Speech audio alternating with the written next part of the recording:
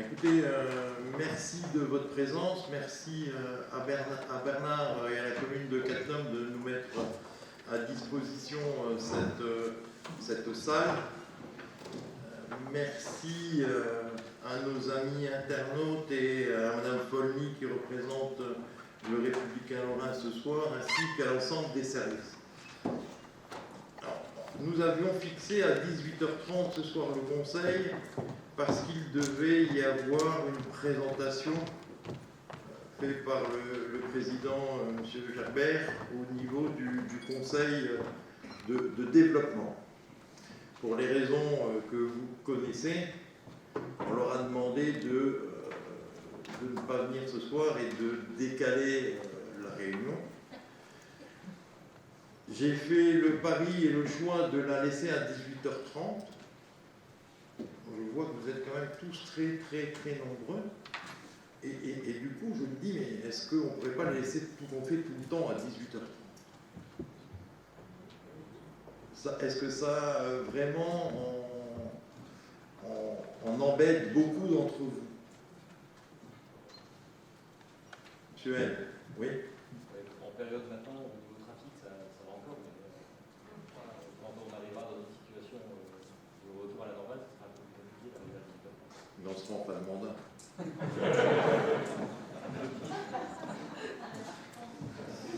Je l'espère pas, en tous les cas. Ok, donc vous préférez qu'on maintienne le cap de 19h? Mais si je suis seul, je peux m'adapter.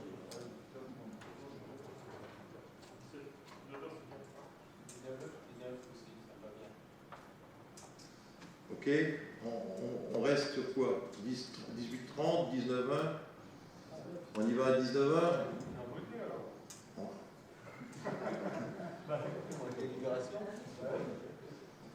Oui, si on vote, je pense qu'il y en a plus qui sont à 18h30.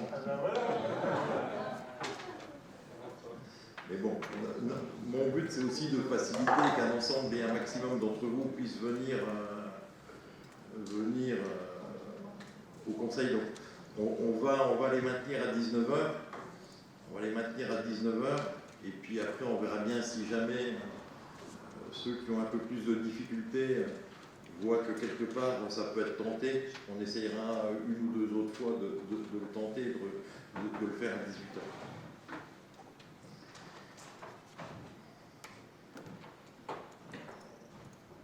Je vous rappelle que, hormis moi, parce que je trouve que autrement ça ne va pas être simple, je vais enlever mon masque, mais le but c'est d'essayer de le garder. On verra bien comment va se dérouler la réunion et combien de temps elle va faire. Peut-être qu'à un moment donné, si on voit que ça dure un peu trop longtemps, on fera peut-être une petite pause parce que je sais que c'est désagréable. D'un autre côté, ce soir, c'est normalement le moment politique de l'année de la communauté de communes. Forcément, le débat d'orientation budgétaire, c'est le grand moment d'échange. Je dirais que ce soir, c'est un peu tronqué. C'est un peu tronqué et je vais vous dire pourquoi. J'ai souhaité que nous ayons qu'un débat d'orientation budgétaire, je dirais, de transition. Parce qu'entre le moment où le conseil communautaire s'est mis en place, le temps où les commissions ont pu commencer seulement à travailler, certaines commissions se sont vues qu'une seule fois, ont un peu pris la dimension des différents travaux à venir et à faire. Il me semble compliqué d'inscrire dès ce soir dans un budget qui serait voté le 8 décembre un ensemble d'orientations sur lesquelles vous ne seriez pas ou vous êtes encore pas vraiment exprimé. Donc si vous le voulez bien, le débat d'orientation budgétaire de ce soir reprendra quelques grandes lignes, vous permettra d'avoir une vision à la fois des résultats et du passé, et vous laissera encore le temps, avec vos vice-présidents, de travailler en janvier. Et d'ailleurs, comme je pense que nulle part, et en tous les cas pas à la communauté de communes, il y aura des vœux, et bien janvier sera assez disponible pour pouvoir réunir les commissions. Moi aussi, de mon côté, j'ai pris soin d'alléger au vice-président et de ne pas mettre de bureau sur le mois de janvier, de manière à ce qu'il puisse travailler avec vous. Et à partir de là, de se redonner rendez-vous au mois de fin février, début mars, pour rebâtir un budget que vous aurez discuté au sein de vos différents groupes de travail. Voilà. Donc le budget de ce soir et ce débat d'orientation de ce soir, c'est vraiment quelque chose d'assez de transition. Je voulais dire assez light, ce n'est pas tout à fait le cas, parce que je crois qu'il fait plus de 100 pages. Hein, donc, on ne peut pas dire que c'est vraiment du light, mais on va l'aborder d'une manière vraiment d'information. On pourra échanger, vous pouvez poser vos questions, mais dedans, vous ne découvrirez pas réellement de nouvelles politiques.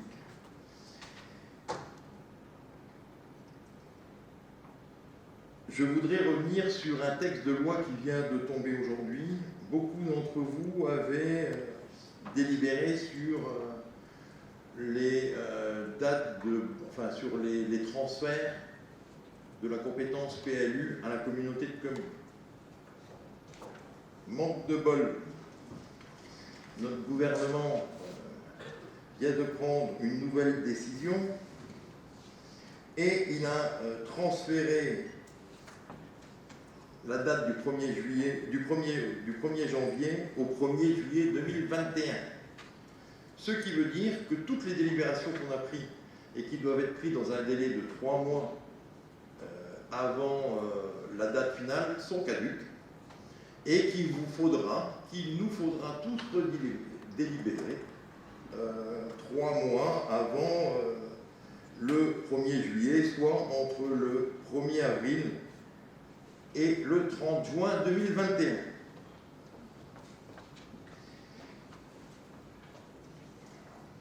Je rappelle que les conseils municipaux ont également jusqu'au 24 novembre pour se prononcer sur le pacte de gouvernance. Je rappelle à l'ensemble de mes collègues maires une réunion le 24 novembre et vous verrez, elle va être importante, que le prochain conseil communautaire est prévu le 8 décembre pour voter le budget qui sera abordé ce soir.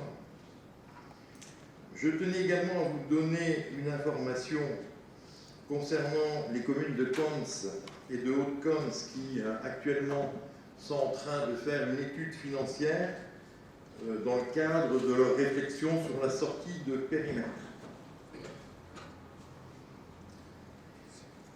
Voilà, donc normalement le quorum est atteint.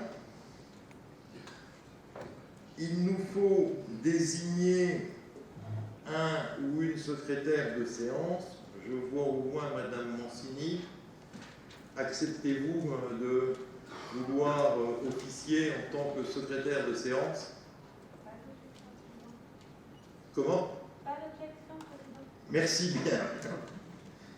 Donc, si vous voulez bien, et avant de revenir sur certaines choses, je voulais officiellement ouvrir ce conseil communautaire, vous donner la liste des procurations en notre possession. Madame Hacker qui a donné procuration à Monsieur Bernard Zener, Madame Vélig qui a donné procuration à Madame Contreras, Madame Fevrier qui a donné procuration à Michel Erga,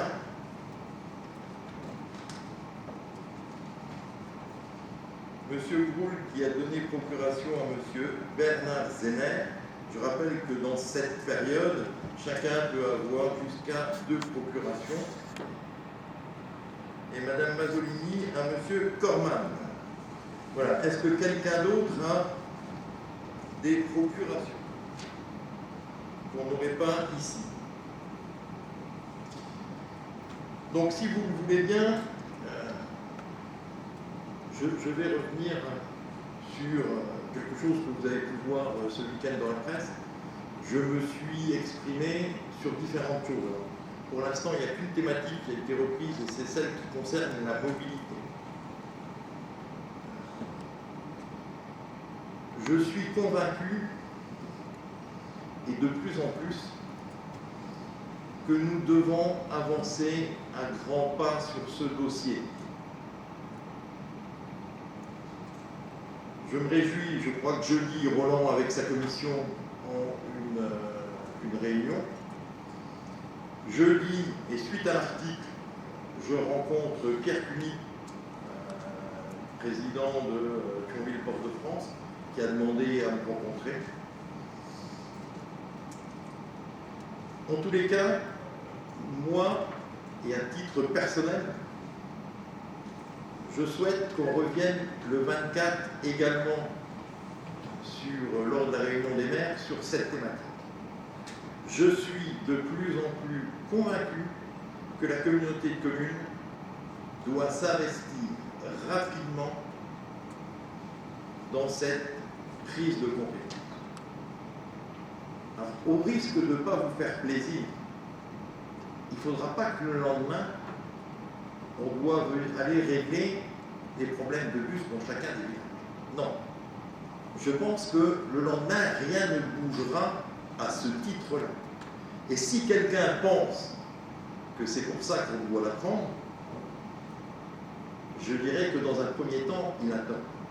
Aujourd'hui, ce qui est important, c'est quoi? Aujourd'hui, c'est de pouvoir aller s'asseoir d'une manière officielle, avec une compétence officiellement prise par cette Assemblée délibérée, à la table du ministère des Transports luxembourgeois, à la table des communes, communautés de communes qui ont la compétence transport, qui demain la prendront, voire des syndicats qui l'ont déjà. Parce que lorsque je regarde et que j'entends ce qui se passe à droite ou à gauche, si vous regardez la presse, il n'y a pas un territoire qui ne parle pas de mobilité tous les jours. Encore ce matin, je crois que c'était le secteur de Longwy. Et je suis convaincu que si on ne se réveille pas dans le Nord-Mosellan, on va se faire dépasser par un ensemble d'infrastructures et de priorités qui sont en train d'aller s'installer sur le secteur de Longwy-Haut-d'Altiche. Alors que le sillon normal, naturel, le lien entre l'Europe du Nord et l'Europe du Sud passe sur notre terre. On ne peut pas continuer comme ça. Et si on ne réagit pas, on sera toujours en retard. Et pour moi, les premières choses qu'il va falloir aborder, c'est les infrastructures. Que certains syndicats, que certains territoires parlent de tout ce qu'ils ont envie, c'est une chose. Nous, aujourd'hui, on est le territoire de Moselle, de Lorraine, qui sommes le plus traversés par tous les travailleurs frontaliers. C'est pas Haut-d'Altiche, c'est chez nous que ça se passe. C'est l'A31, c'est Wolverange-les-Mines, c'est Évrange, c'est Mondorf, c'est Zoulgen en partie. Et le problème de nos habitants, il est quoi? Un, c'est le problème de sécurité. Sécurité des gamins qui vont à l'école au moment où les frontaliers vont travailler. C'est le problème de se déplacer eux-mêmes vers le Luxembourg parce que tous les matins, on est traversé par 60 000, 70 000 travailleurs. Et si demain, on ne dédie pas des voies, des axes, de manière à pouvoir faciliter les transports en commun, je veux dire, on sera passé à côté de tout. Et je veux dire, et quand ces voies doivent être et seront éventuellement construites sur notre territoire, elles vont servir aussi aux gens qui sont en amont de notre territoire. Donc là, il faut qu'il y ait une vraie réflexion, et ça ne peut se faire que dans le cadre d'une réflexion globale. Parce que là, je parle des infrastructures routières, je parle des bus, mais il faudra aussi qu'on parle du train. Et sans la compétence, on n'a pas vraiment de légitimité pour aller s'inviter à l'ensemble de ces discussions.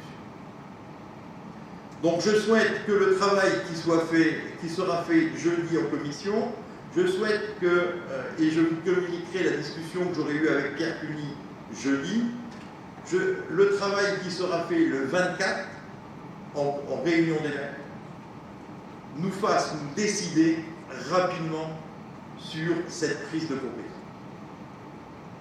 Sans ça, nous allons louper un des gros chapitres qui concerne notre territoire. En tous les cas, c'est vraiment quelque chose qui est très important pour nos habitants. Dans un deuxième temps, on se posera la question de savoir comment on ramène nos ados vers la piscine, comment on ramène nos personnes âgées vers un centre ou une maison médicale à Étangement. Mais si on n'a pas les infrastructures routières, si on n'est pas autour de la table pour discuter, je veux dire, ça va servir à rien. Dernièrement, nous étions invités, je crois que c'était Roland était à Hagen, où il y a des réflexions sur des voies douces. Et les voies douces font partie de la mobilité. Donc si on veut avancer sur cette thématique qui, pour moi, est primordiale, il faut que nous allions vers une prise de compétence. Donc vraiment, je souhaite que nous en discutions rapidement à travers les différentes instances et que rapidement nous nous positionnions. Parce que les autres territoires sont en train d'avancer. Et nous, pour l'instant, on est en stand-by. Donc, s'il vous plaît, faisons en sorte que là aussi, on se positionne rapidement. Autre sujet que j'avais évoqué et qui n'était pas dans la presse, c'est la mise en place, et c'est une des thématiques de ce soir, je crois, de mémoire, de phare 2. Phare 2, c'est l'aide qu'on a envers nos commerçants, nos artisans. Alors certes, ce confinement n'est pas tout à fait le même que celui qu'on a subi au mois de mars, mais aujourd'hui, je peux vous assurer que certaines entreprises, certains magasins, c'est toujours compliqué. Alors oui, ça s'organise un peu mieux qu'au mois de mars, mais je pense que si on ne maintient pas un système d'aide, ça va être très très compliqué pour certaines de nos entreprises. Comme on va parler un peu d'argent ce soir, je voulais moi revenir un peu sur ce que nous a coûté le Covid, à nous, communauté de communes.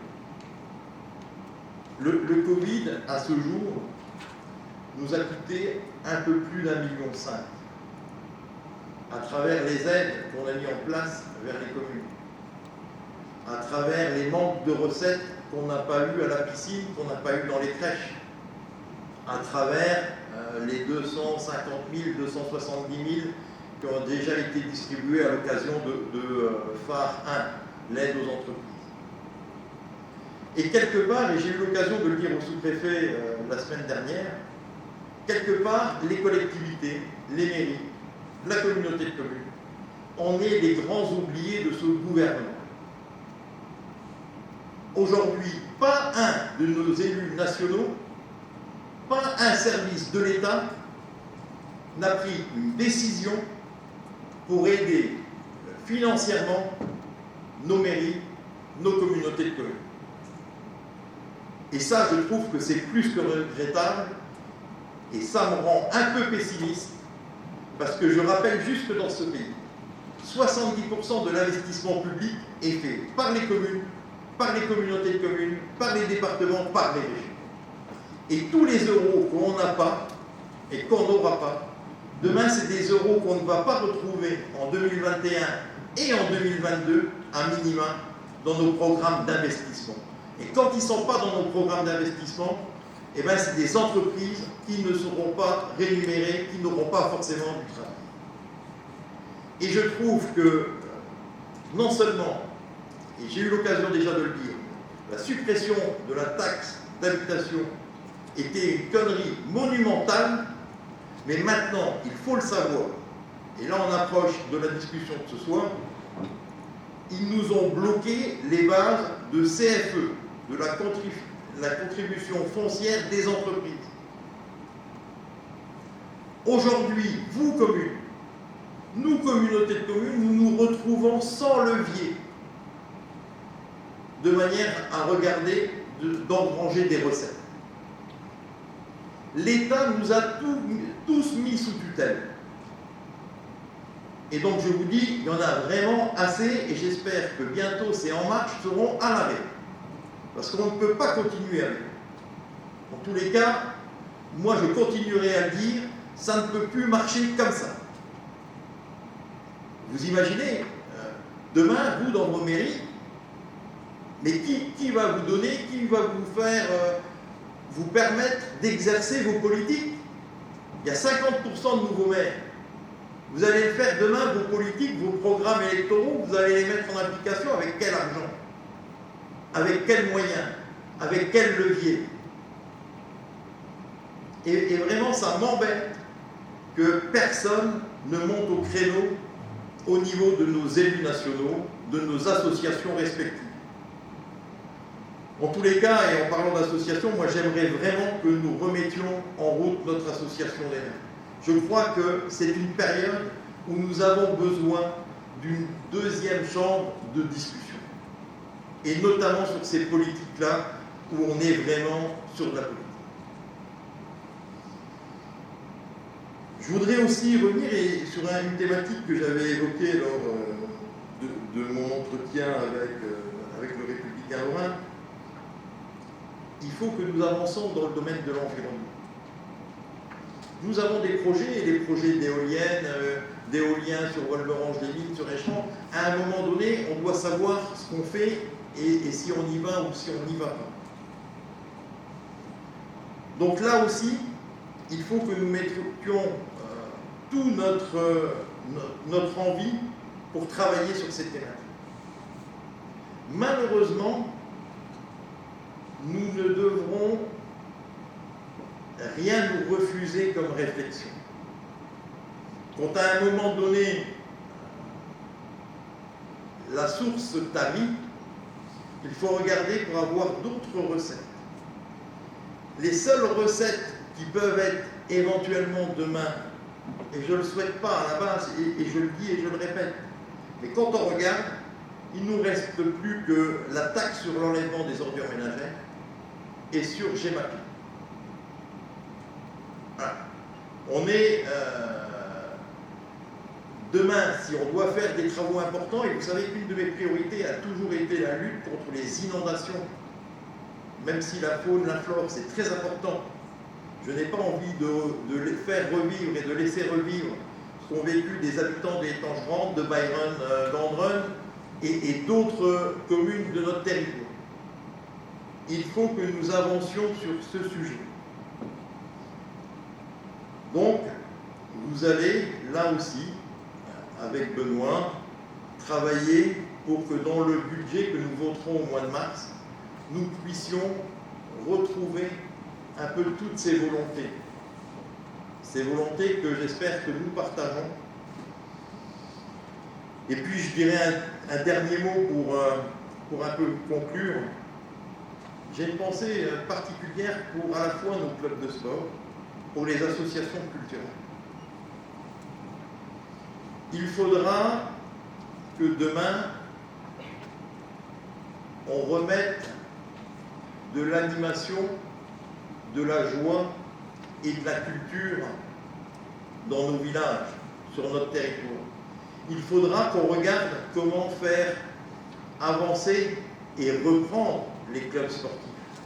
Vous savez que ce monde basé sur le bénévolat, lorsqu'il y a des coupures qui peuvent être aussi longues que celles qu'on traverse actuellement, il peut y avoir un peu quelques bénévoles qui laissent tomber à force d'être décoiffés. Donc là, nous devrons être attentifs et nous avions au bureau échangé sur la thématique de faire peut-être un point et de s'assurer que les clubs ou les associations qui ont des permanents sont bien pris en compte dans le cadre des aides de l'État et ensuite se poser la question d'une réflexion à notre niveau ou pas, si cela est nécessaire ou pas. Mais en tous les cas, voilà un peu les défis que nous avons à relever de manière à pouvoir écrire ce budget au mois de mars. Et dernier sujet qui avait été abordé avec votre collègue du Républicain Lorrain, Madame Folmy, c'était les élections départementales et régionales. Alors elles viennent d'être repoussées. En tous les cas, moi je voulais dire à Rachel et à Patrick Weitel qu'ils ont tous les deux mon soutien. Et j'espère que rapidement, ils nous confirmeront leur candidature. C'est important à un moment donné de dire qu'on est candidat, Rachel. Et je souhaite qu'avec ton binôme, vous le fassiez. Parce que comme la nature a horreur du vide, certains, même dans des territoires qui n'ont rien à voir avec celui de la communauté de communes, se mettent à extrapoler pour commencer à imaginer des candidats. En tous les cas, j'ai toujours dit que je ne serai candidat à plus rien, mais si jamais notre binôme actuel demain ne l'est plus, je réfléchirai à y être parce que je ne laisserai personne d'un territoire voisin venir nous imposer des candidats chez nous. De la même manière que je défendrai pour que nous ayons quelqu'un de notre territoire qui soit sur une liste régionale dans une position éligible. Je crois qu'il est important, avec les compétences de la région, qu'on y soit représenté également. Voilà, en tous les cas, Rachel, sache que de ma part, vous avez tout mon soutien. Voilà, sur cette petite entrée en matière un peu plus politique, et je crois que des fois il y a des choses qui doivent être dites, nous pouvons démarrer ce conseil communautaire.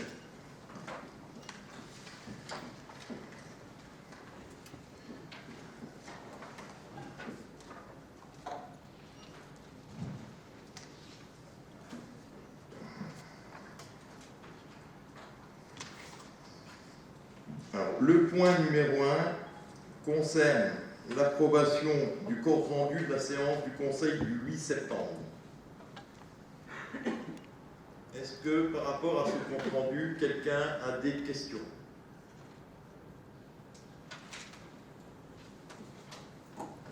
Si vous n'avez pas de questions, je considère qu'il est approuvé et je vous remercie. Le point numéro 2 concerne un certain nombre de décisions que j'ai prises sur la période du 11 août au 8 octobre.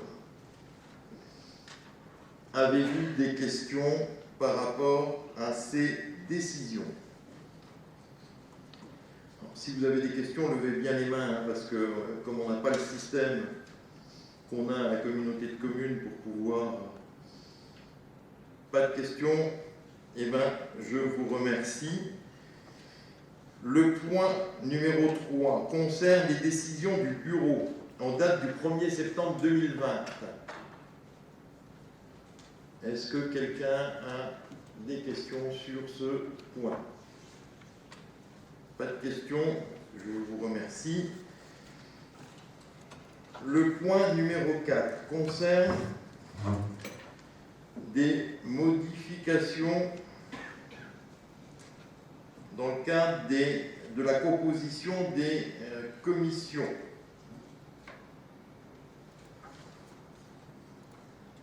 Donc, normalement, nous avons enregistré toutes les modifications. Y a-t-il de nouvelles candidatures à prendre en compte? C'est bon pour tout le monde? Donc là, on doit le passer au vote, je pense. Est-ce que quelqu'un est contre? Est-ce que quelqu'un s'abstient? Je vous remercie. Le point numéro 5, c'est le compte-rendu des activités 2019. Par ma faute, vous l'avez eu tardivement. c'est-à-dire ce matin. Je crois que ça doit être ça. Je peux imaginer que malgré tout, vous l'avez lu. Mais dans le doute, si vous le voulez bien, on peut l'entériner ce soir, mais si vous avez des questions le 8 décembre, j'y répondrai avec plaisir. Ça vous laissera un peu plus de temps pour ceux qui n'auraient pas pu le feuilleter dans son intégralité. Est-ce que vous êtes d'accord sur la manière d'aborder ce compte-rendu d'activité 2019 ? En tous les cas, moi je tiens à remercier les services pour la qualité du document qui est fourni. Et donc, Olivier, vous remercierez tous ceux qui ont contribué. Le point numéro 6 concerne les représentants de la communauté de communes au sein de Moselle-Fibre. Alors, pour mémoire, Denis Bord et moi-même étions titulaires à Moselle-Fibre. Je crois que Thierry Michel était suppléant. Lorsque nous nous sommes réunis la première fois à Moselle-Fibre, j'ai vu que le président Weiten, quelque part, avait considéré que les travaux de déploiement de la fibre étaient terminés, que cette commission n'existait plus à la communauté commune, et moi à Moselle-Fibre, et j'en étais le vice-président. Et donc je m'ai été représenté parmi vous pour être sûr que ma mission était bien ou encore à terminer à Moselle-Fibre. À partir du moment où j'ai vu que cette mission était pour le président terminée, et d'ailleurs sur notre territoire, l'ensemble de la fibre dans ses grandes lignes est déployé, sauf quelques endroits. Je crois que notre collègue maire de Bayonne-Gandren est dans la crainte, et je vais faire un courrier au président et à la vice-présidente du département et à Moselle-Fibre. Normalement, l'antenne WiMAX ne devrait pas être démontée avant que l'ensemble des habitants ait accès à la fibre. J'ai été interpellé par des habitants de chez vous, monsieur le maire, courrier que j'ai vu cet après-midi. Je vous mettrai en copie de la réponse que je ferai à vos habitants. En tous les cas, je saisirai le département et Moselle-Fibre pour bien m'assurer que l'antenne du WiMAX, du Wi-Fi Max qui est sur la commune de Bayonne-Gandren ne soit pas démontée tant que la fibre n'est pas arrivée jusqu'à la porte de chacune des habitations de votre localité. Voilà. En tous les cas, sachez que Rachel et je la mets dans l'eau, on est très attachés à ça, et Denis, tu pourras aussi relayer cette information au niveau de Moselle. Donc, comme j'ai vu que la commission de déploiement, quelque part, n'était plus effective à Moselle-Fibre, l'enjeu, c'est les expériences numériques qui vont être faites sur les territoires. Et là-dessus, lors de cette première séance, j'ai demandé plutôt à Denis de siéger au conseil d'administration. De plus, le président Weiten a dit qu'il rencontrerait une fois par trimestre les présidents de PCI. Donc, si vous voulez bien, je considère que je n'ai plus besoin d'être titulaire au sein de Moselle-Fibre. Donc, si quelqu'un veut en être titulaire avec une priorité qui serait à Thierry Michel parce qu'il était suppléant, et si son temps le permet et s'il en a envie, souhaite être titulaire à Moselle-Fibre, voilà, ou si une autre candidature est présente, en tous les cas, la porte est ouverte. Je ne sais pas, Thierry, est-ce que ça t'intéresse ? Ok. Donc, est-ce qu'il y a quelqu'un qui serait intéressé pour être suppléant à Moselle-Fibre ? S'il n'y en a pas, je resterai suppléant. Voilà. Mais si quelqu'un quelqu'un est intéressé pour être suppléant. Bon, on y va comme ça, Olivier, alors. Donc Thierry Michel devient titulaire et je deviens moi-même suppléant à Moselle.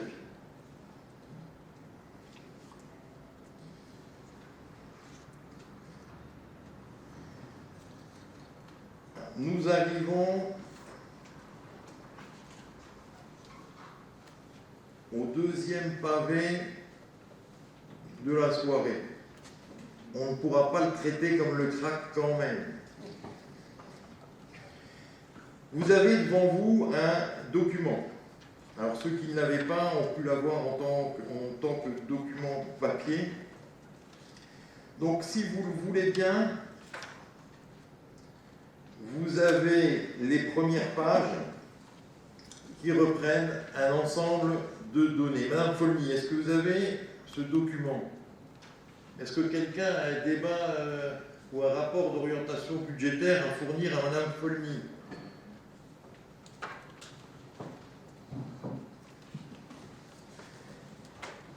Donc toutes les premières pages reprennent un peu le contexte général qui va de l'évolution de la croissance en France, le chômage en France.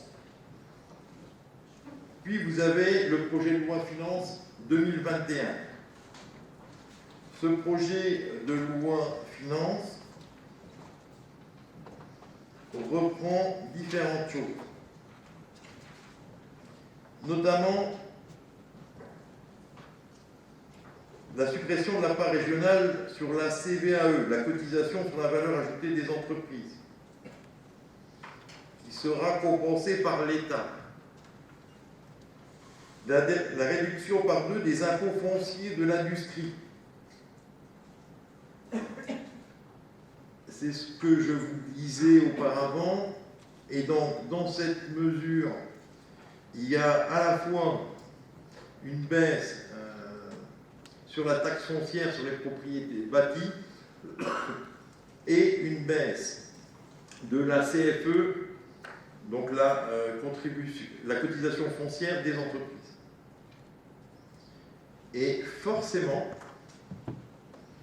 nous allons subir cette disposition, et notamment, vous l'imaginez bien, sur la centrale nucléaire.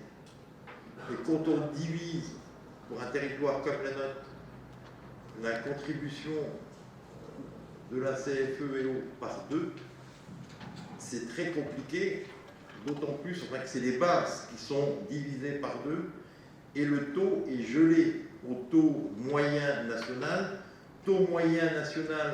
qui, à travers le précédent pacte financier, nous avons quasiment atteint, de mémoire, et après avoir échangé avec Bernard Zener et les services de la communauté de communes, je crois qu'on peut encore un tout petit peu l'ajuster, qui pourrait nous faire gagner de l'ordre de 50-70 000 euros. Autrement dit, peanuts.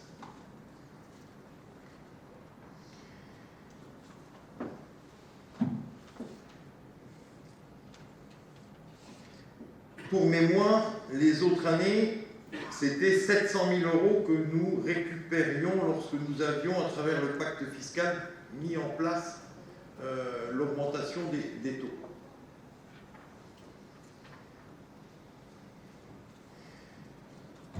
Vous avez, page 14, une reprise de l'évolution du montant de la CVAE sur la période 2014-2021.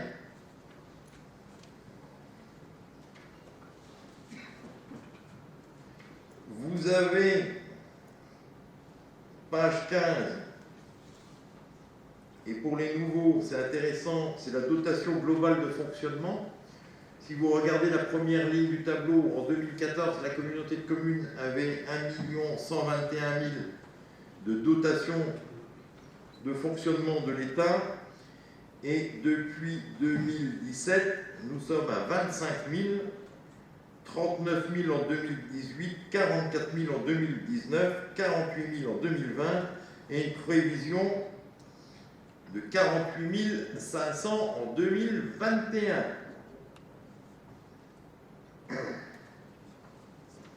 Par contre, la dotation de compensation, elle, reste à peu près stable. Et quand on regarde Et malgré tous les discours à la télé, on voit que depuis 2014, la communauté de communes s'est vue privée de plus de 1,3 million de recettes de l'État. Dans la loi finances 2021, on voit que les dotations de solidarité urbaine et rurale augmenteront chacune de 90 millions d'euros.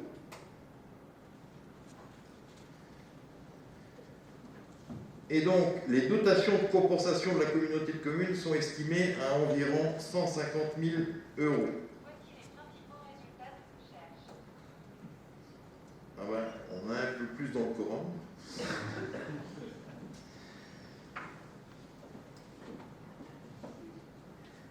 Donc, en 2021, 80% des foyers fiscaux ne payent plus la taxe d'habitation en 2020. 20% des ménages la payeront encore en 2021, puis le but est d'arriver en 2023 où plus personne ne la paye. Je rappelle quand même que je crois que c'est une photo de 2017 ou 2018 que l'État a fait pour compenser vos pertes de taxes d'habitation. Ça veut dire que tous les nouveaux logements après 2017 ne ramènent plus de recettes. Il faut se poser la question demain de quel est l'intérêt pour nos communes de continuer à ouvrir des terrains à la construction. Nous allons avoir des dépenses pour nos écoles, mais nous n'avons plus les recettes. Je ne suis pas sûr que les technocrates qui sont basés sur et qui ont fait cette étude très populaire, et d'ailleurs ce candidat a été en partie élu parce qu'il a enlevé quelque chose qu'il ne recevait pas. Mais demain, nous, il faut peut-être qu'on se pose la question, on n'a plus forcément d'intérêt à ouvrir des terrains à la construction. Alors c'est quand même dommage, à proximité d'un bassin d'emploi comme le Luxembourg, alors que dans ce pays, on a le nombre de chômeurs en plus avec cette année pandémie qui vient d'augmenter. Je veux dire, nous qui sommes à côté d'un bassin d'emploi, plus rien ne nous encourage à travailler sur le fait d'augmenter nos populations.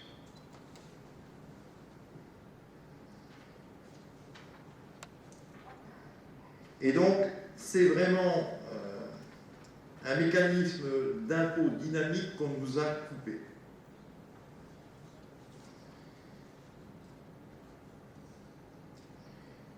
Il y a, dans cette année loi des finances 2021, il neutralise donc les effets de la suppression de la taxe d'habitation sur les indicateurs de calcul des dotations de péréquation.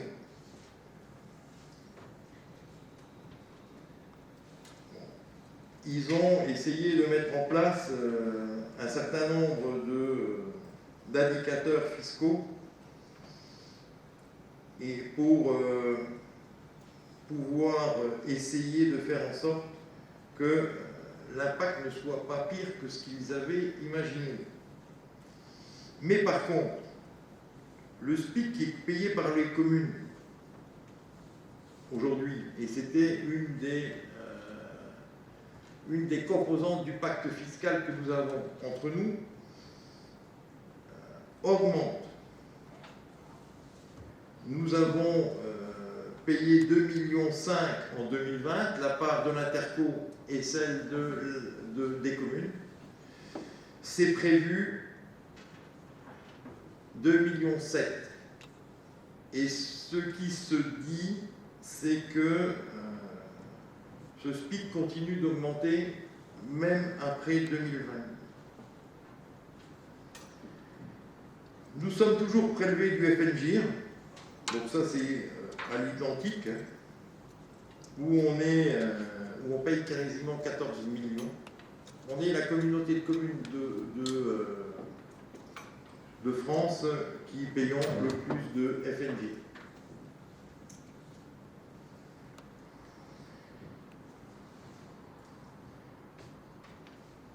Donc vous avez un ensemble d'autres dispositions qui ont été mises en place. Alors une certaine que j'ai peut-être oubliée à un moment donné dans ce dispositif, mais vous savez que depuis la fermeture de Fessenheim, les territoires qui ont des centrales nucléaires continuent tous à payer de manière à ce que les territoires où les centrales nucléaires ferment continuent à percevoir quand même un peu d'argent. Donc la somme, et là je parle de mémoire et Olivier sous votre contrôle et sur celui de Bernard Zenner, je crois que ce que nous avons payé c'est de l'ordre de 160 000 € à peu près. Voilà, là 160 000 € de dépenses supplémentaires. Celui qui sera le dernier territoire qui aura une centrale nucléaire et qui devra payer pour tous les autres, je lui souhaite bonne chance. Parce qu'à ce rythme-là, je ne sais pas comment que ça va avancer. Et c'est important. Et il va être important de se mobiliser aux côtés de notre centrale, parce que si nous avons des projets comme certains qui sont quand même onéreux, imaginez-vous que sans demain les recettes de la centrale nucléaire, on ne pourra rien faire.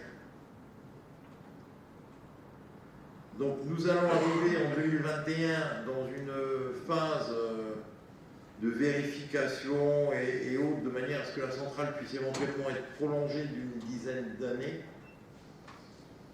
À nous de nous assurer du bien fondé en matière de sécurité pour nos habitants, pour nous-mêmes. Mais une fois qu'on est convaincu de ça, il faut qu'on s'engage aux côtés de la centrale nucléaire. Parce que sinon, notre territoire sera pareil que la Meuse. Il n'y a rien contre la Meuse, mais voilà. Parce que ce n'est pas les recettes des quelques artisans grandes surfaces que nous avons sur le territoire qui nous donneraient le même pouvoir d'investissement que ce que nous avons aujourd'hui avec la centrale.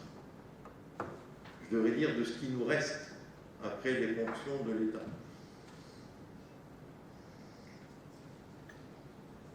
Donc vous avez un certain... vous avez page 23, la reprise un peu de ce que je vous disais rapidement, de ce que nous a coûté le Covid. On est de l'ordre de 1,5 million. Vous avez la reprise du pacte financier et fiscal. Nous avions une enveloppe générique qui était de l'ordre à peu près de 670 000 €. Nous avions une enveloppe de fonds de concours pour les ERA VIC de l'ordre de 270 000 €. Le SPIC qui était pris en charge par la communauté de communes, ainsi que la mise en place d'une dotation de solidarité d'1 million €.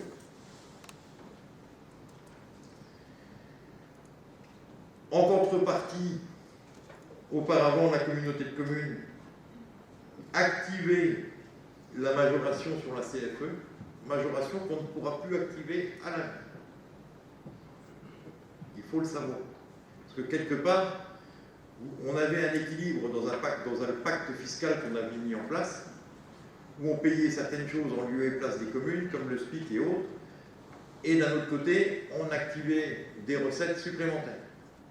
Donc demain, ce qu'on payait jusqu'à présent pour les communes continue à augmenter, et on n'a plus les recettes en France.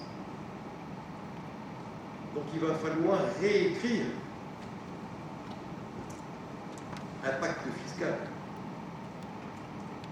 Mais à mon sens, ça ne peut plus être basé sur le même que nous avions précédemment.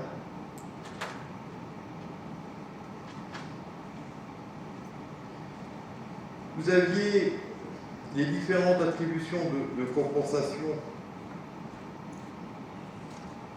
qui étaient échangées entre nos collectivités.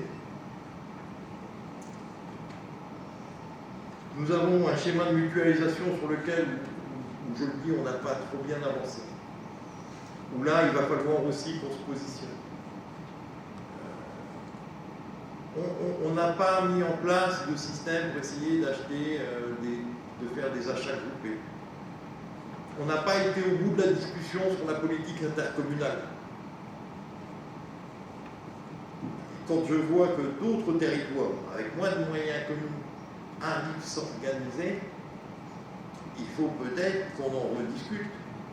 Moi, je ne veux pas forcément prendre cette compétence ou quoi, mais aujourd'hui, je considère que la discussion n'est pas aboutie. On n'a pas été au bout de la discussion. Alors, allons, si vous voulez bien, au bout de cette discussion et rebalayons ce sujet, cette thématique, afin de savoir vraiment ce qu'on fait en la matière. Je vois de plus en plus d'articles, et ça commence chez nous, de déchets sauvages, etc., etc. On a certains problèmes de stationnement qui restent et qui continuent à être là. Bon, voilà. Remettons-nous autour de la table, rediscutons une bonne fois pour toutes. Après, s'il n'y a pas de police intercommunale, il n'y en a pas, mais allons au bout de nos discussions.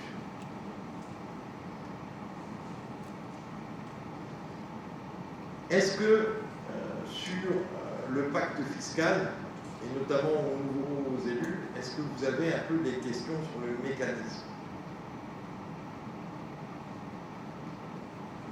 Je me doute que ce n'est pas forcément clair.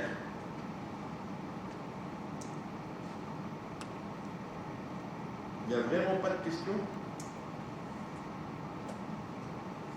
Donc soit certains veulent vite rentrer pour le match.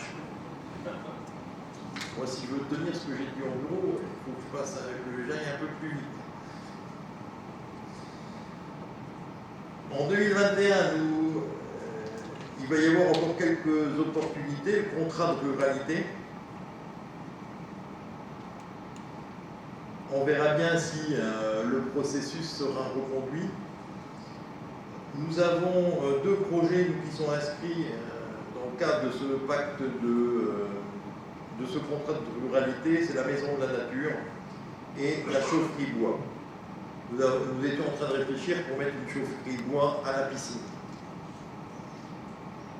Il nous faut écrire un projet de territoire. Je crois que il faut qu'on prenne le temps de l'écrire. Ça ne veut pas dire qu'on ne doit pas prendre le temps des décisions tant qu'on n'en a pas un. Ça veut dire qu'on doit en écrire un pour avoir une projection pour les 10 prochaines années.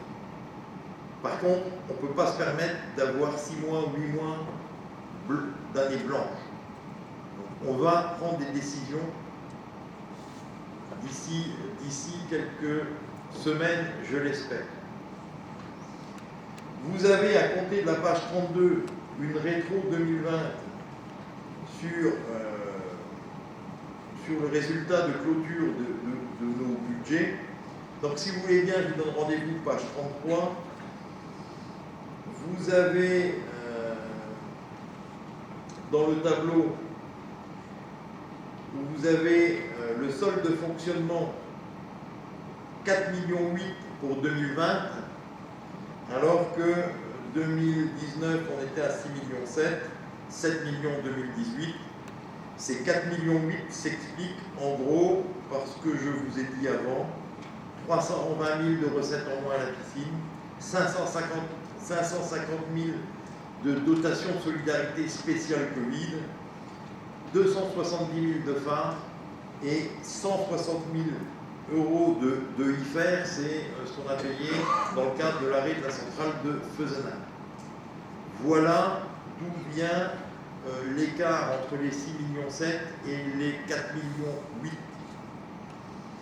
Et vous avez un deuxième chiffre en dessous qui lui est très important, 3 fois supérieur aux autres années, c'est que à ce jour, il n'y a pas eu d'affectation de résultats. Donc forcément, quand l'affectation des résultats aura eu lieu, ce chiffre de 3,1 millions reviendra dans la normalité. Vous avez ensuite les résultats de clôture Bien sûr, on est toujours sur de l'estimé. Les chiffres réels, on les reçoit au mois de mars, au mois d'avril.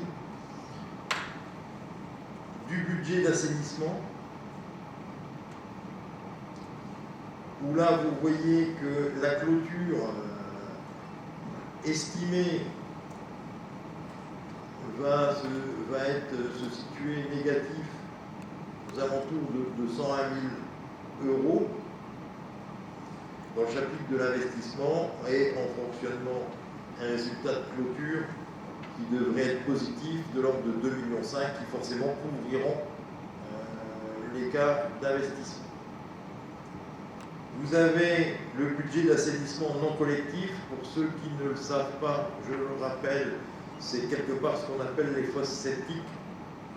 Vous savez que la communauté de communes a la compétence, on a des agents, on a un ensemble de contrôle, etc. Et donc, c'est le SPAN. Vous avez des résultats de clôture de la zone de N-Frange.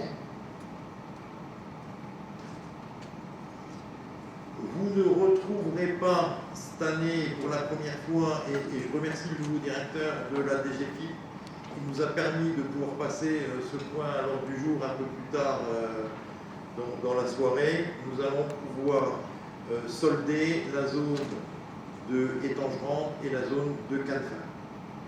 C'est des zones que nous traînions depuis 4-5 ans dans notre budget, alors que nous les avons passées en gestion à la Sodeva. Voilà. Mais nous avions des problèmes de retranscription de lignes d'écriture. Le nouveau directeur de la DGFiP vient de nous apporter les réponses. Vous avez derrière certains indicateurs de ratio. Donc vous voyez que notre capacité d'autofinancement diminue par rapport à l'année dernière. L'estimation se situe 2 millions en dessous. Forcément, moins de recettes, moins de capacité d'autofinancement, moins de capacité d'autofinancement, moins d'argent qui peuvent passer du budget de fonctionnement vers le budget d'investissement, moins d'investissement, moins de travail pour les entreprises. Vous avez un ensemble de ratios concernant les recettes et les dépenses de fonctionnement. Donc vous voyez que les dépenses commencent à augmenter un peu plus que les recettes qui, elles, se stabilisent.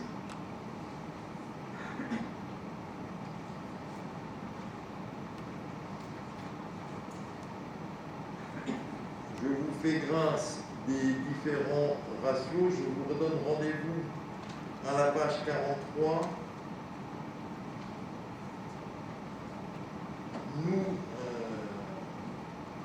Nous avons une dette aujourd'hui, certes, qui s'élève à quasiment 36 millions d'euros, mais nous avons une capacité de désendettement de 5 ans et demi. La loi fixe un plafond qu'il ne faut pas dépasser, c'est 12 ans. Donc vous voyez qu'on a encore de la marge.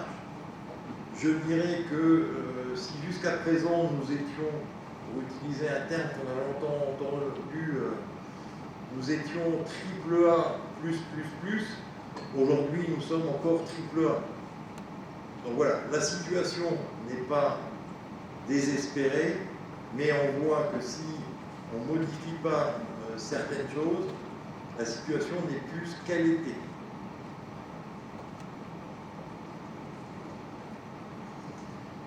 Le budget d'assainissement, vous voyez que là, c'est un peu plus tendu. Pourquoi les travaux d'assainissement sont des travaux qui coûtent très cher. Et d'ailleurs, là, politiquement, il va falloir faire un choix. On vient de terminer le dernier investissement du programme qui était la STEP de Étange 2. Maintenant, il va falloir se poser la question de quid de l'avenir en matière d'assainissement. Vous voyez que si on prend l'assainissement seul, le nombre d'années de désendettement est supérieur à ce que la loi impose. Par contre, vous avez le tableau en dessous qui est les budgets consolidés, c'est-à-dire qui reprend à la fois notre budget général, notre budget d'assainissement, et là, à la place des 5 ans et demi, on passe sur une moyenne de 6 ans et à peu près 3 mois pour se désendetter. C'est-à-dire qu'on est toujours bien. Mais sur l'assainissement, ça va être un vrai problème, ça va être un vrai choix politique et ça va être un vrai travail. Certaines communes, à mon avis, sont condamnées en matière de développement. Et je le répète, sont condamnées en matière de développement. Parce qu'elles ne sont pas, et elles ne seront pas dans les cours du SCOT, parce qu'elles ne pourront pas faire d'autres méthodes, elles ne pourront pas infiltrer parce que l'état des sols ne le permet pas, etc., etc., parce qu'elles n'ont pas de ruisseaux ou de rivières à proximité, et parce que les stations, les steppes sont saturées, et que ces communes qui en règle générale sont de petite taille ne sont pas les priorités du schéma de cohérence territoriale du Thionvillois, qui a classé, je l'avais dit pour ceux qui étaient présents à la réunion des finances, qui ont classé un certain nombre de communes en leur donnant des priorités. Voilà, donc ça, il faut en prendre connaissance et conscience.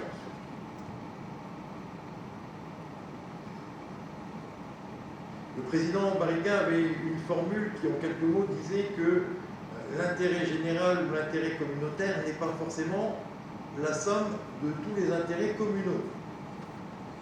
Et jusqu'à présent, on a pu toujours faire en sorte que tout le monde soit servi. Ça ne va plus être le cas. Voilà. On fera au mieux, on fera comme on peut, et on devra avoir un courage politique d'écrire des règles et ensuite de les appliquer. L'ensemble des dettes, de la dette, c'est 22 emprunts. Vous avez les différentes échéances, vous avez les différentes évolutions.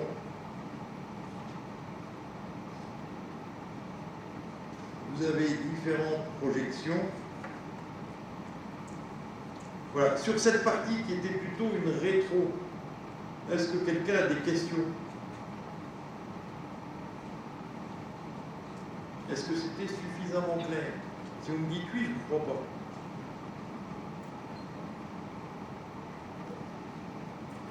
Bon, si c'était suffisamment clair, alors, comme je vous l'ai dit, on a écrit un budget transitoire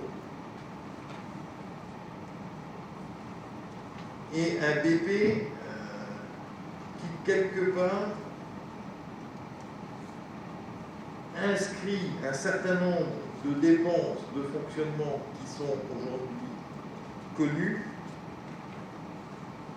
qui sont des recettes de fonctionnement connues,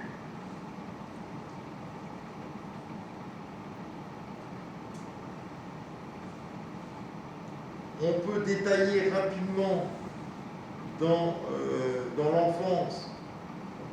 Vous voyez, il y a des choses sur lesquelles on doit réfléchir, mais qui aujourd'hui n'apparaissent pas parce que les discussions doivent avoir lieu. C'est notamment les discussions sur la compétence, sur la reprise de compétences périscolaires. C'est des choses qu'on va devoir travailler pour les inscrire dans le budget du mois de mars ou du mois d'avril 2021, suivant ce que vous aurez décidé. Donc on reprend des actions à minima Le développement économique fait état du clôture des budgets de la zone de Étanges et de Cannes. On prévoit certaines contributions, mais qui sont déjà connues. Alors, l'adhésion au syndicat e-login 4, pour ceux qui ne savent pas, c'est Europort.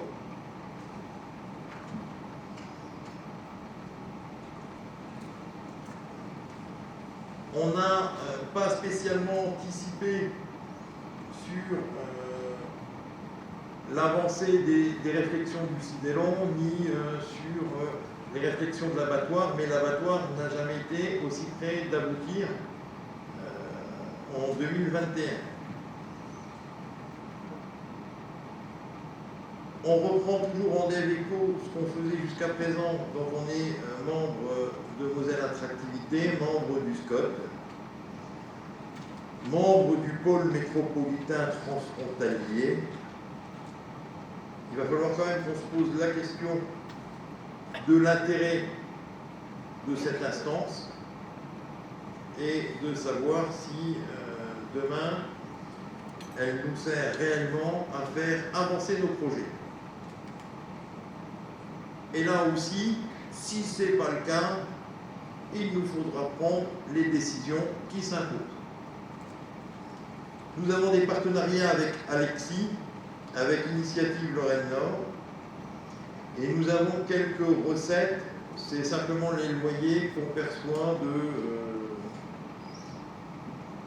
d'entreprises qui sont soit basées à la maison des entreprises, même si sur l'ensemble du site, il n'y en a plus qu'une, et je crois que le reste c'est occupé par les services de la communauté de communes, et sur les entreprises qui sont au Lidl. On a reconduit des choses qui avaient été actées le mandat précédent. Le sport représente une dépense d'à peu près 1,6 million, dont 50% c'est la piscine. Donc si vous voulez avoir un ordre de grandeur, la piscine vous coûte 814 000 euros. Avec la politique petite enfance, on est quasiment les deux réunis sur 2,5 millions de contributions directes de la collectivité communautaire. On avait inscrit le CCE Open de golf, on avait inscrit la labellisation à terre de jeu Paris 2024. On avait inscrit forcément des participations sur le Tour de Moselle, sur le tournoi des Miniki, c'est le nouveau tournoi sur Cattenom, sur le stage multifoot à Étanges-Grande. Voilà, là, on n'a rien changé de ce qui avait été plus ou moins vu le mandat précédent. Il y a une réflexion qui a été entamée en sport pour remplacer Mikado par d'autres projets d'animation pour nos ados et nos jeunes, mais en lien sur le site de Cap-Vert. Donc la réflexion est en cours et doit être affinée. Les déplacements des enfants vers les équipements sportifs représentent 108 000 euros. Ce qui est proposé là, c'est de reconduire l'ensemble de ces coûts.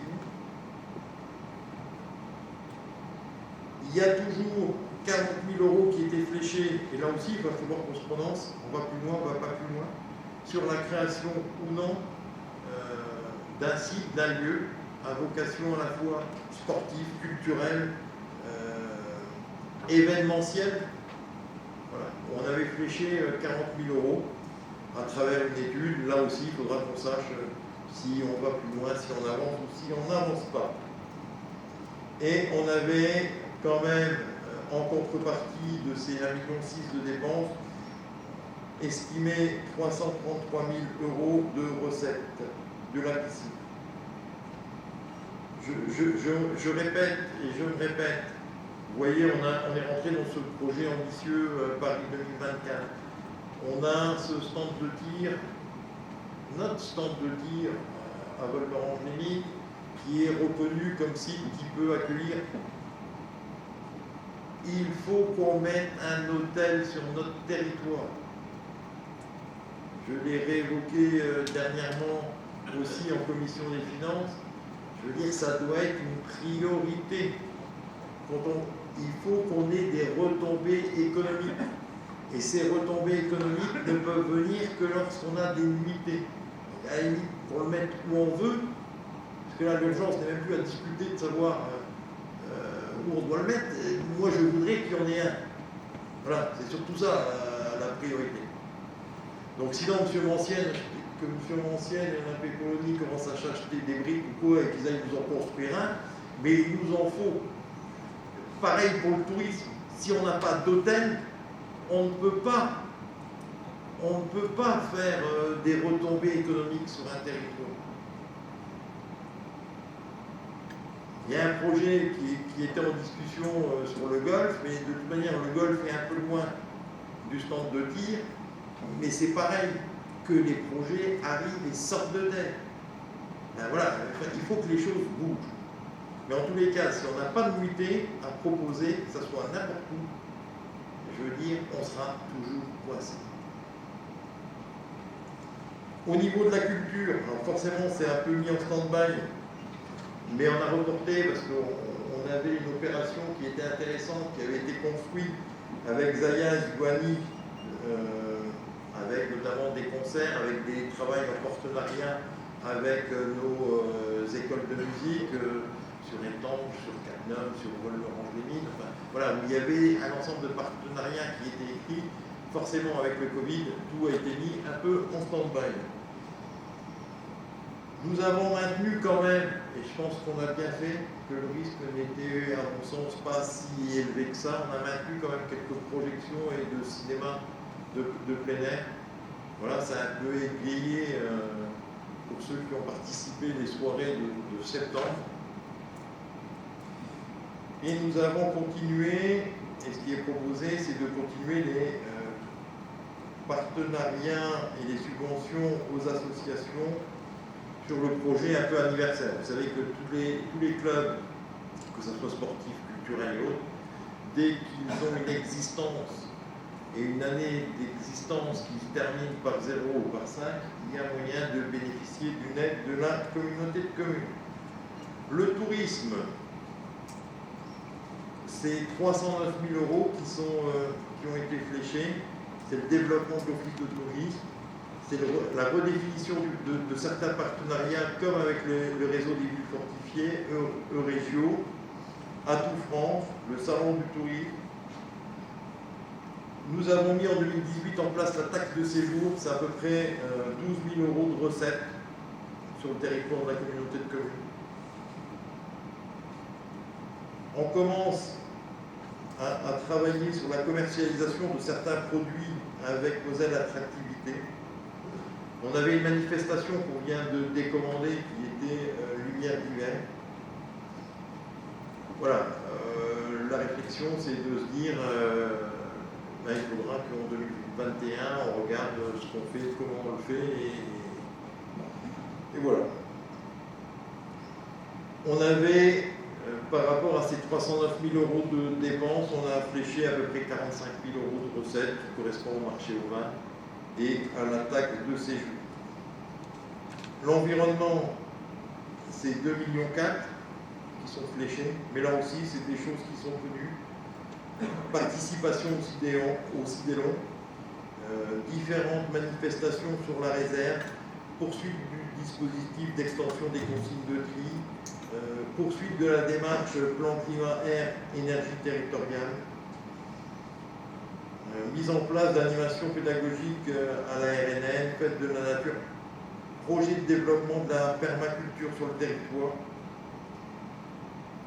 Et en face, on a à peu près 407 000 € de recettes qui émanent notamment de ce qu'on revend en matière de carton, verre et autres. GEMAPI. Alors GEMAPI, on est un peu à la base de la réflexion, mais là, je dirais qu'on est sur un ensemble de dépenses qui représentent 172 000 €, mais qui sont surtout des dépenses d'entretien, qui sont la mise en place avec un partenariat avec certains agriculteurs sur des bassins bien identifiés de replantation de haies. Et on a quelques recettes de l'ordre de 29 000 €. Les eaux pluviales, un certain nombre de choses sont fléchées. Sur la voirie, entretien de la voirie et des réseaux, 1,66 million. Donc là aussi, il faudra qu'on regarde le contenu, mais c'est des entretiens qui sont habituels, même si, sans que j'ai dit quelque chose, ils ont quand même augmenté d'à peu près 200 000 €, si je ne m'abuse, M. Herbert. Je crois qu'on était de l'ordre de 800 000 € l'année dernière. Donc là aussi, avec Guy Crémer, on va un peu regarder en quoi consistent ces 200 000 € d'augmentation de travaux d'entretien de nos voiries. La mobilité, voilà, la mobilité, j'espère que nous allons avancer rapidement et que dans le cadre du mois de mars, nous allons pouvoir vraiment flécher dès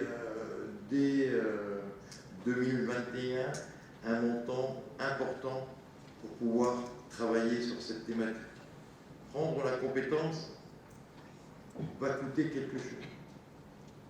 Mais en matière d'aménagement du territoire, si on n'apprend pas, on va passer à côté d'un certain nombre de choses.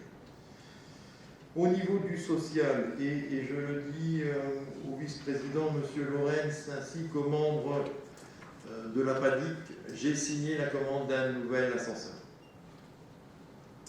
Nous étions embêtés depuis 3 mois avec un ascenseur.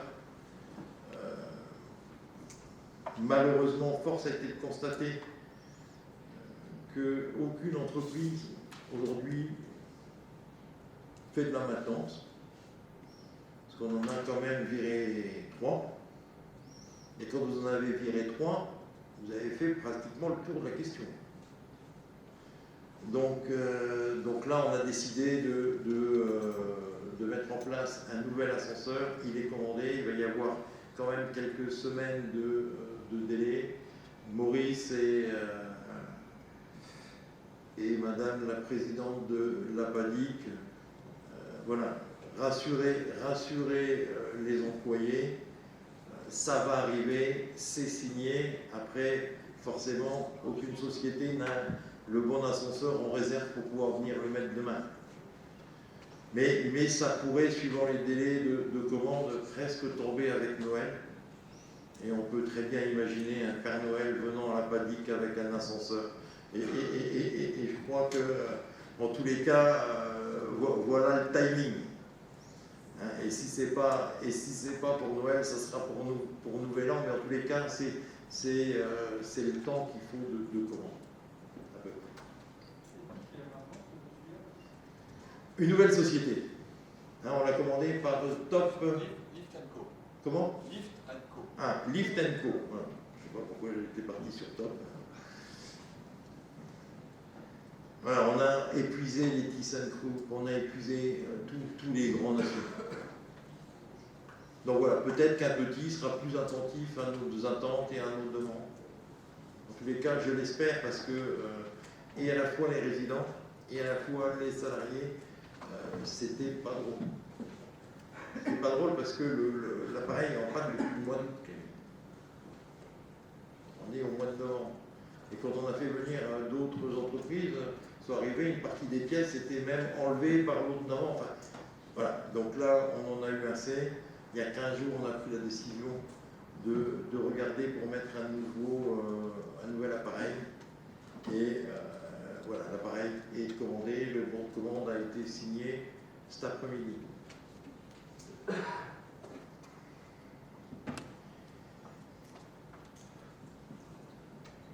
Au niveau du social, bien entendu, il y a toujours l'animation et les échanges qui se font à France Service. On soutient et on continue à soutenir des associations comme Espace Rencontre, Data, Vapologie, Abscis, j'en passe, et des meilleurs, à hauteur de 53 000 €.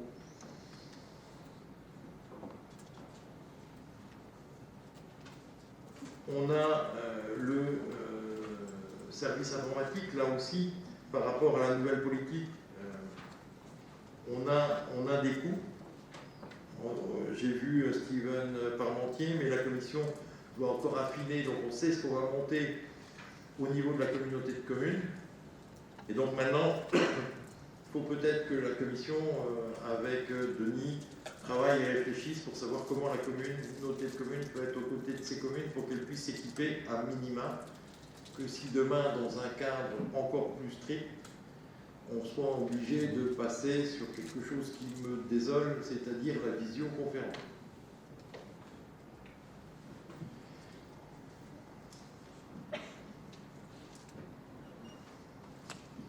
Voilà, après on revient un peu sur la masse salariale. Vous imaginez que 210 personnes, ça a un coût. 6 prises de compétences de la mobilité, et sans vouloir trop anticiper, mais comme je connais les difficultés de recrutement qu'on a sur ce territoire, je mettrai en ligne dès demain une annonce pour rechercher un chargé de mission sur la mobilité. Au moins, on aura lancé un appel à candidature. Ensuite, si on n'y va pas, on ne recrute pas.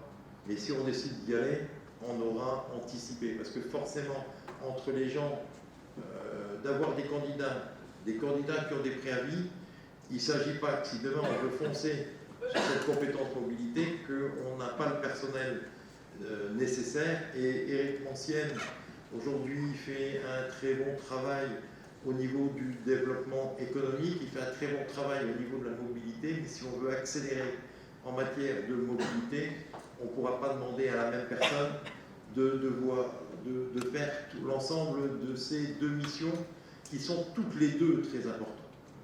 Donc l'idée est éventuellement de laisser Éric Mancienne travailler avec Michel Erga essentiellement sur le développement économique, et de trouver un ou une chargée mobilité qui travaillera avec Roland sur cette thématique précédente.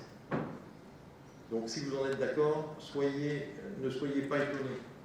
Je vous dis, c'est très compliqué de recruter sur ce territoire. Vous avez un ensemble de l'état et de l'information des dépenses relatives au personnel.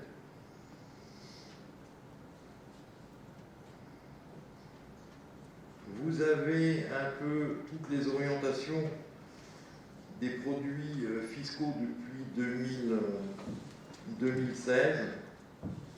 Vous avez une idée des prévisions 2021.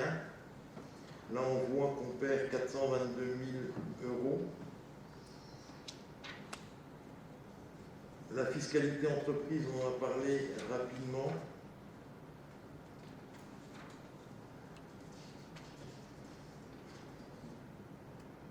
Voilà. Vous avez, à mon sens, maintenant et à travers ce document, une vision un peu globale du budget de la communauté de communes de Cattenom.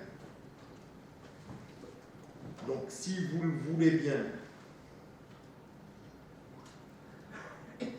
je pense que ce budget primitif, nous pourrions l'arrêter comme ça. Par contre, il faudra qu'on revienne quand même vite sur l'histoire du pacte fiscal. Et là, Bernard Zener, la commission finance, devra y travailler rapidement. Pourquoi? Parce qu'il va y avoir l'histoire du SPIC, qui est quand même important pour les communes. Je rappelle, je crois que c'est 2,5 millions de mémoire, communauté de communes et communes. Si demain, à travers le pacte fiscal, on dit chaque commune paye son SPIC, voilà, il faudra que vous l'intégrez dans vos budgets au mois de mars ou au mois d'avril. Et pourquoi pas? Mais en tous les cas, à un moment donné, quand c'est tendu, c'est tendu. Il faut trouver des solutions. Mais là aussi, il faudra qu'on y bosse, qu'on bosse dessus rapidement. Est-ce que vous avez un peu des questions sur ces thématiques? Et allez-y, on est là pour ça, on est là pour échanger.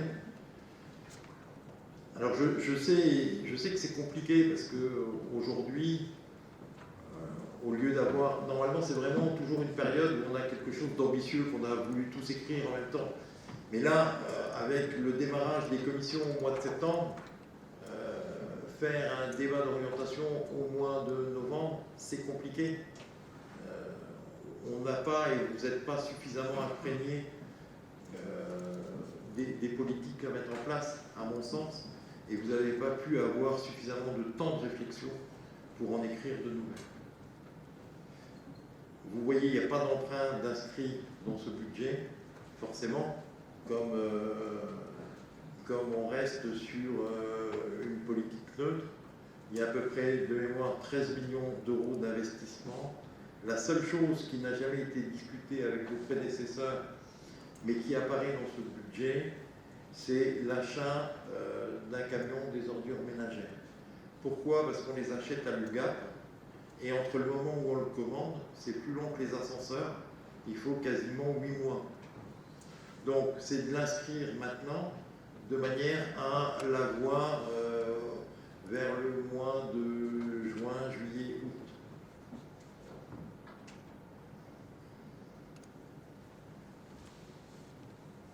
Vous n'avez pas de questions? Donc je vous ai assommé.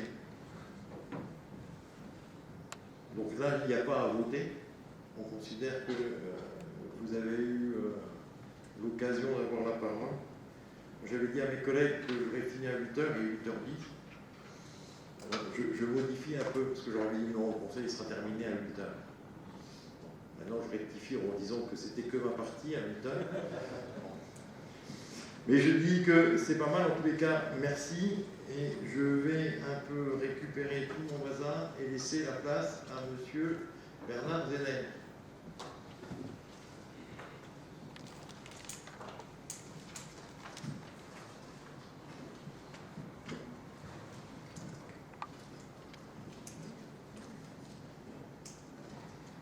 Qui n'est pas prêt, vraisemblablement.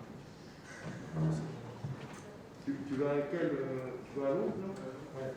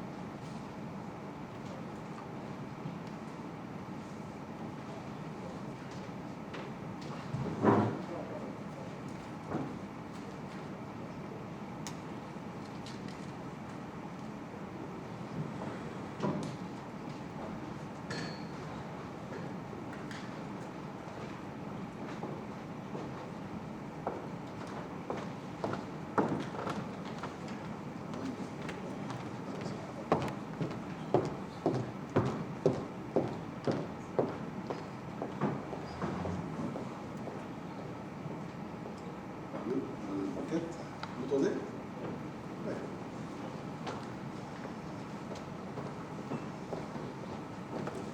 En préambule des points, vous dites 9 et 10, je voudrais simplement dire que les budgets, en fait, on va les intégrer obligatoirement dans le budget général, le fait que ces zones ont été concédées et que toutes les écritures qui nous soient exposées ont été validées par la trésorerie. Au début comme ça. Ouais. Donc, tous les écritures proposées ont été validées par la trésorerie d'Authionville. Donc les clôtures du budget des zones d'activité de Kenfren et de Transmande. Donc vous avez différentes annexes qui nous ont été présentées. Donc l'ensemble des écritures effectuées, c'est pouvoir probablement clôturer ces derniers. Donc tous les crédits budgétaires avaient été prévus sur ce budget pour la réalisation de ces écritures pour chacun de ces budgets annexes. Donc pour le point 8, ça concerne donc la zone du budget annexe, la zone artisanale des logements. Donc il s'agit de rectifier le compte 808, donc qui est le financement et des comptes pour encaissement de subventions d'équipement qui sont transférés à la section fonctionnement, la mise à zéro des comptes de stock et l'émission d'un titre de recette au compte 7015.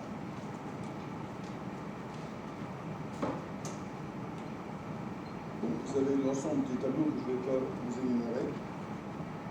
Donc simplement, il faut que vous validiez les écritures de clôture de cette zone d'étangement, donc conformément au rapport qui nous ont été envoyés, et dire que les crédits nécessaires à la réalisation des écritures seront prévus donc, dans le petit budget. Voilà pour le point 8. Est-ce que vous avez des questions? On va passer au vote.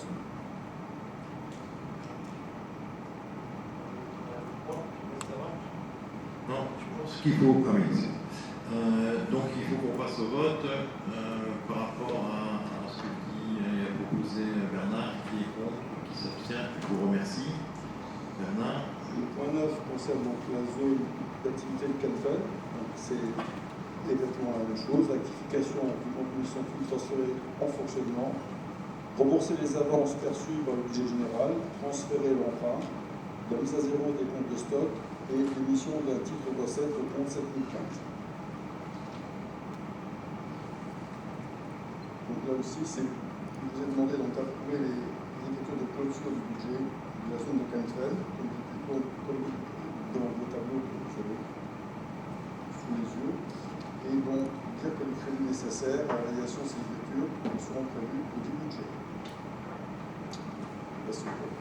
Voilà, si vous voulez bien, on peut passer au vote. Mais ce que je vous disais avant, en votant et en clôturant ces deux budgets, c'est 5 ans de tracas administratifs, de recherche avec la perception, d'interrogation du précédent directeur de la DGFI. Et grâce à l'arrivée du nouveau et une rencontre qui s'est opérée il y a quelques mois, les choses viennent enfin d'être soldées. Donc, si vous voulez bien, on peut passer au vote. Qui est contre? Qui s'abstient? Je vous remercie. Et avant de laisser passer la parole encore une fois à Bernard, je veux dire que ces bonnes relations avec le nouveau directeur de la DGFIP va faire qu'on va pouvoir retravailler avec eux dans l'intérêt des communes, de la communauté de communes, sur les bases de nos habitations.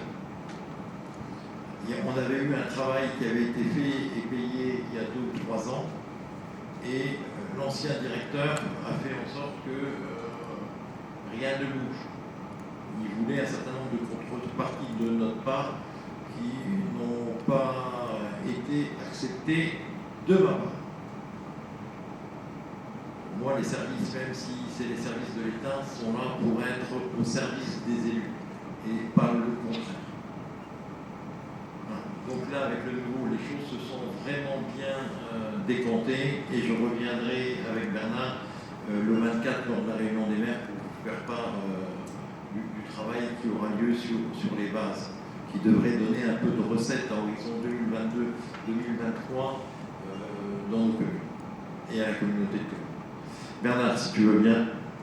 Donc le point 10 est donc l'intégration au budget principal des résultats de clôture, donc le budget annexe des zones artisanales d'étangement de Canfin. Donc pour le budget en tout cas de la zone de Canfin, le déficit global est de 730 961,92 €.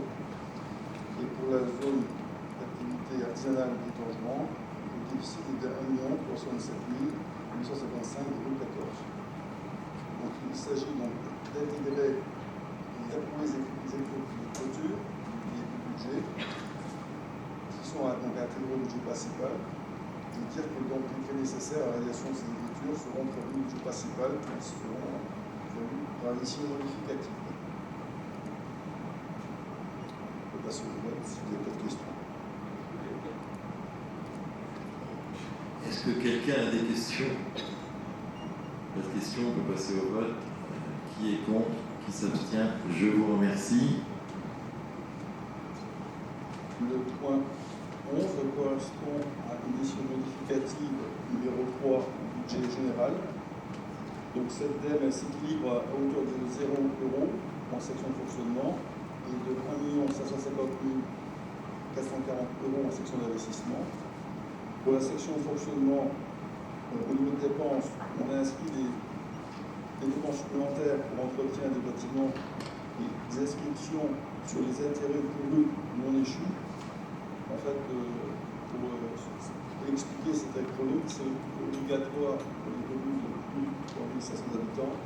Lorsque vous avez des remboursements de prêts à faire, qui sont par exemple à cheval sur des exercices de novembre jusqu'au mois de janvier, on est obligé, nous, autorité publique, de compter les intérêts de la dette du 1er janvier au 31 décembre, donc les intérêts de la dette du novembre-décembre, on va les intégrer pour ratisser le temps. Voilà, donc c'est l'explication de l'intérêt couru non échu, donc obligatoire pour les communes de plus de 3700 habitants. Donc cette inscription est à faire et annuler donc les écritures pour l'intégration des résultats de clôture des budgets annexes de la zone de Pelletrel et du temps de prendre, et qu'il s'obtient par l'augmentation du virement à la section de fonctionnement. Pour la section de l'investissement, au niveau des dépenses, on a inscrit les dépenses supplémentaires pour l'intégration des résultats de clôture du budget zone aux dépenses de travaux de voirie. Pour les recettes, c'est les inscriptions de recettes supplémentaires pour l'intégration des résultats de clôture du budget de la zone de Pelletrel, notamment l'emprunt, et pour remboursement des travaux de voirie et l'annulation du reste de la régulation du budget zone. Donc il s'obtient par l'augmentation du virement à la section d'investissement par la diminution de l'emprunt prévu. Voilà pour le point 11. Si vous n'avez pas de questions. Est-ce que vous avez des questions? Pas de questions. On peut passer au vote. Qui est contre? Qui s'abstient?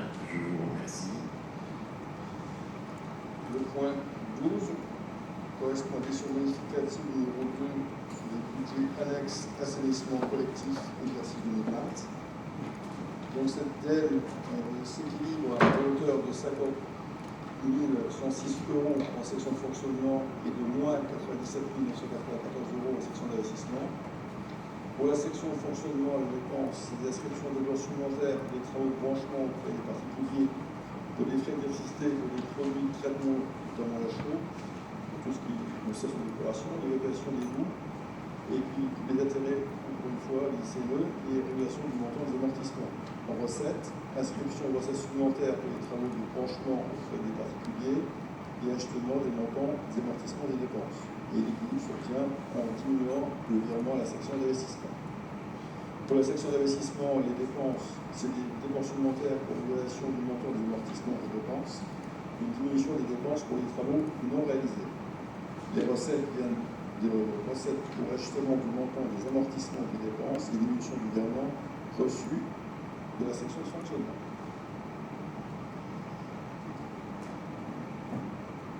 Vous demandez donc d'approuver la ventilation telle qu'elle est présentée, d'approuver la mission modificative numéro 2, qui modifie le compte du budget annexe assainissement pour l'année 2020, tel que j'ai énoncé, et d'autoriser le président sur présentant à effectuer toutes les démarches, aussi les documents nécessaires à l'exécution de la présente délibération. Voilà, est-ce que vous avez des questions? Pas de questions. On peut passer au vote. Qui est contre? Qui s'abstient? Je vous remercie. Allez Bernard, encore un petit effort. Le point 13 correspond aux affiliations des fonds de concours. Donc vous avez la liste qui vous a été envoyée. Voilà, donc après un avis favorable du bureau communautaire en date du 3 novembre. Donc il vous est demandé de valider l'attribution des fonds de concours communautaires pour les communes qui figurent au tableau et d'autoriser le président à signer une notification relative à ces fonds de concours.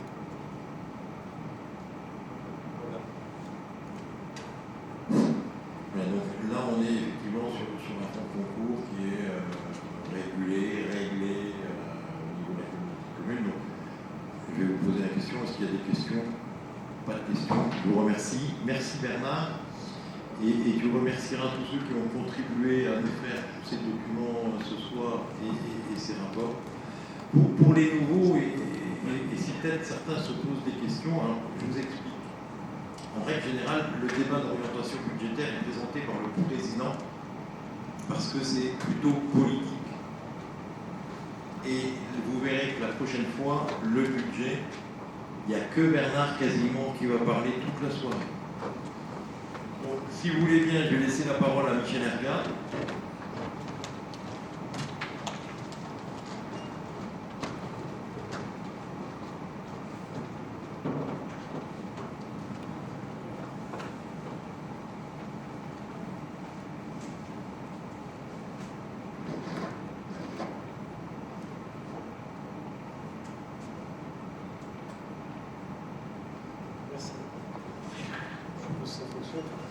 Oui, j'ai deux points à vous présenter. Le premier point concerne un avenant au fonds résistance. Le fonds résistance est un fonds qui est géré par la région auquel nous avons adhéré dès sa création et pour lequel nous avons pris un engagement de versement des fonds. Ce fonds résistance permet aux entreprises de solliciter un crédit ou une avance de trésorerie qui est remboursable sous un délai de 24 à 36 mois et dont le remboursement peut être échelonné.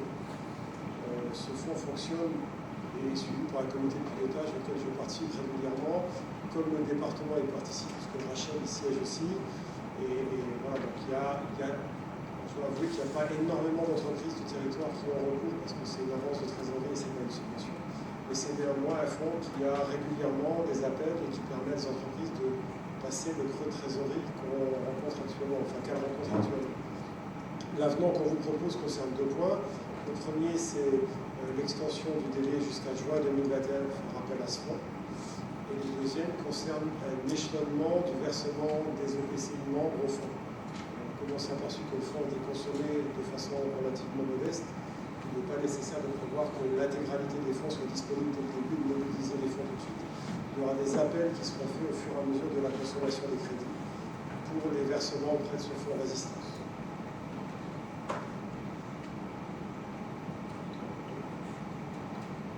Donc Michel, qui est beaucoup plus gentil que moi, il a dit que c'était une consommation modeste. Moi, je dirais juste qu'aujourd'hui, la consommation du prêt et du soutien de la grande région représente 50 000 €. Alors que nous, dans le même temps, à travers notre phare, nous en avions mis 5 fois plus. Voilà. En tous les cas, nous avons contribué à 25% quasiment de ce qui a été avancé aux entreprises de notre territoire. Est-ce que vous avez des questions par rapport à ce point? Si vous n'avez pas de questions, on peut voter. Qui est contre, qui s'abstient? Je vous remercie. Le point suivant concerne le dispositif phare dont le président vient de parler. Donc, le dispositif phare, c'est notre dispositif d'aide aux entreprises qui est là pour le coup une aide qui est versée, qui n'est pas remboursable. Donc, les appels à ce fonds sont beaucoup plus élevés que ce que peut être le fonds de résistance, effectivement, parce qu'on a versé jusqu'à maintenant environ 260 000 € aux entreprises du territoire au titre de phare. Et la modification qu'on vous propose ce soir, c'est on voulait éviter l'effet de seuil, puisque une des conditions, c'est d'avoir une baisse de chiffre d'affaires de 50% sur la période de référence. Et on trouvait que c'était un peu dommage que les entreprises qui ont 49% de baisse de chiffre d'affaires et zéro, et ceux qui ont 51% de baisse de chiffre d'affaires et l'intégralité du fonds, donc des aides. Donc ce qu'on vous propose, c'est d'échelonner ça à partir de 40%, donc les entreprises qui auraient entre 40 et 45% de baisse de chiffre d'affaires toucheraient un tiers de la somme prévue. Les entreprises qui ont entre 45 et 50% toucheraient 2 tiers des aides prévues, et à partir de 50%, ils auraient droit à l'intégralité de l'aide. Est-ce que vous avez des questions sur ce point? C'est pour continuer. Dès le départ, notre volonté a été de mettre de la souplesse, d'être présent. J'avais des fois un doute, je me suis dit, comment 1600, 3000 € vont aider une entreprise? Eh bien, c'est pas vrai. Certaines, ça les a énormément aidées. Ça leur a permis de payer des loyers sur des périodes qui étaient compliquées, etc., etc. Donc là, c'est pour être et continuer à être et à mettre de la souplesse dans notre aide pour être encore plus présent et faciliter encore plus l'obtention de nos aides. D'où ce point ce soir. Est-ce que vous avez des questions? Oui.